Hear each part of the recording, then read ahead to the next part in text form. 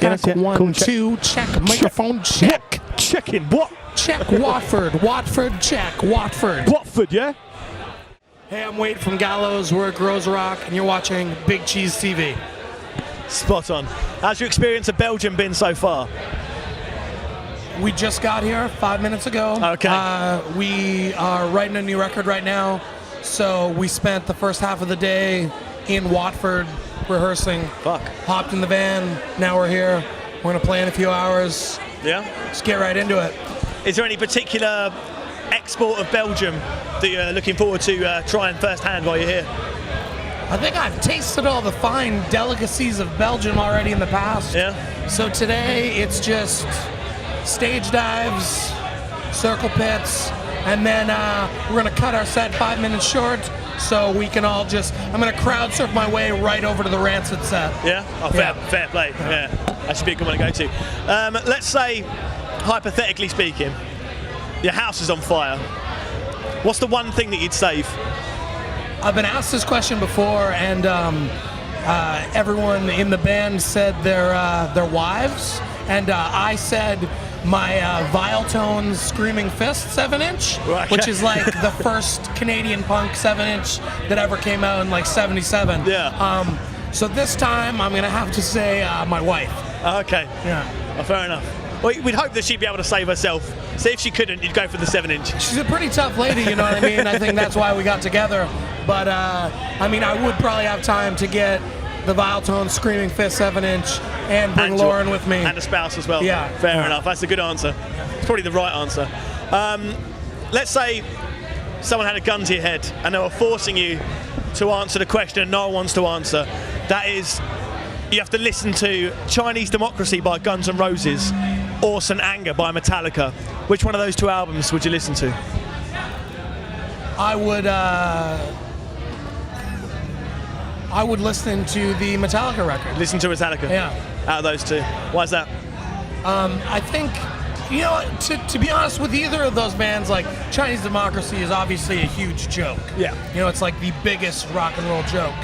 But, you know, both those bands, when you write an album like Ride the Lightning, or you write like any number of the phenomenal Guns N' Roses records, you know what I mean? Like, you're allowed to put out Chinese Democracy. Yeah. You're allowed to put out St. Anger, you know what I mean? Yeah. Like, We'll do this one. Let that slide. Yeah, you gotta let it. You gotta let it go. To be honest, Okay. you know, like when, like, I mean, there's Master of Puppets, man. Yeah. Black Album, St. Anger, like it's just a blip on the map. You know, play. like they get a pass. Excellent. Yeah. Fair enough.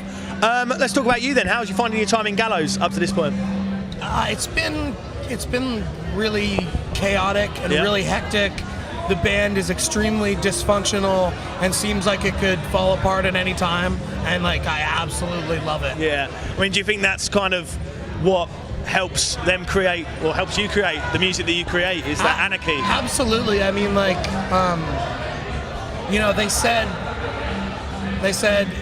hey, do you want to be the singer of the band? And I said yes. And then I flew to England. We wrote a 30-second thrash song called True Colors when I got off the plane, recorded it at our buddy's studio that afternoon where we're making this record, put it online right away, and then booked a tour of the States, went into the studio with Joby from the Bronx, wrote a record out there in California in a week, and everything's just been like fast forward, you know? And at the time when I got asked to join, like, I thought I was going crazy, you know what I mean? Like, but I think it's the band was really fractured at that time. They didn't know what they wanted to do. You know, I'd just come out of a band where, you know, I wasn't sure.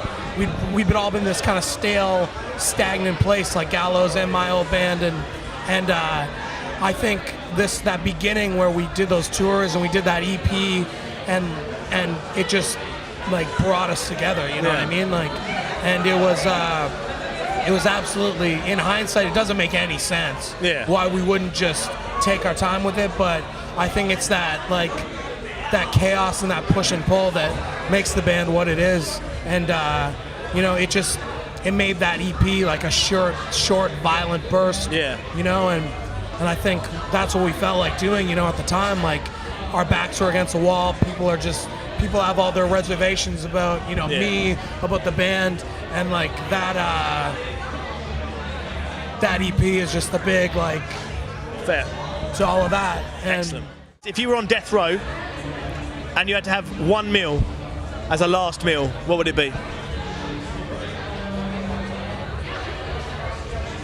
It's important. First of all, I'd like to say we don't execute people in Canada. As well, you shouldn't. We don't Number do it in the two, UK either. One of the colonies, you know, practically British. I don't know why everyone's bitching about it. I know. I'd say I'd probably lobster. Lobster? Lobster. Just make them go all out. I'd go, I'd make them do it. You know what I mean? I think you get that one request, right? Might as well be lobster. I'd get lobster stuffed with caviar in a taco.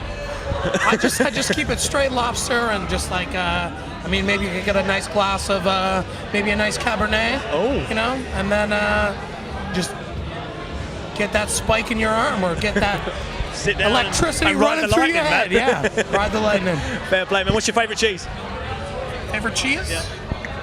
I'd say Morbier. Morbier. An unpasteurized goat's cheese. We've had no Morbiers today. Just because I scream at teenagers for a living does not mean I don't know about unpasteurized French cheeses. You learn something new every day. Thank you very much, Wayne. Cheers. Cheers, man.